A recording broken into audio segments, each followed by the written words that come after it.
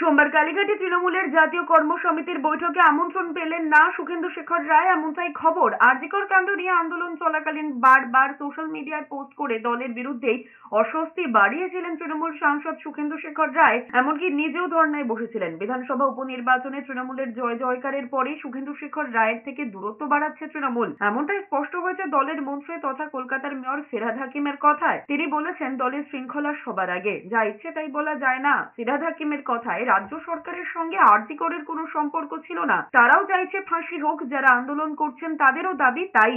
এটাকে যে সমর্থন করে দল তার সঙ্গে থাকবে না। সোমবার কালীঘাটে দলীয় সাংসদ বিধায়কদের নিয়ে বৈঠক করবেন দলনেত্রী মমতা বন্দ্যোপাধ্যায়। বিধানসভা এবং বিশেষ করে লোকসভায় শীতকালীন অধিবেশনে রণকৌশল ঠিক করতেই এই বৈঠক। পার্টি ডিসিপ্লিন সব থেকে আগে। আমি পার্টির ডিসিপ্লিনের জায়গায় যা ইচ্ছে বলবো সেটা হয় না। রাজ্য সরকারের সাথে আরজিকরের কোনো সম্পর্ক ছিল না। আমরাও চাই এক ফাঁসি হোক, মানে যারা ডাক্তার বাচ্চারা, যারা জুনিয়র ডাক্তার, বাচ্চা ডাক্তার বলবো না, জুনিয়র ডাক্তার যারা আন্দোলন করে তারাও একই ইস্যু চাইছে।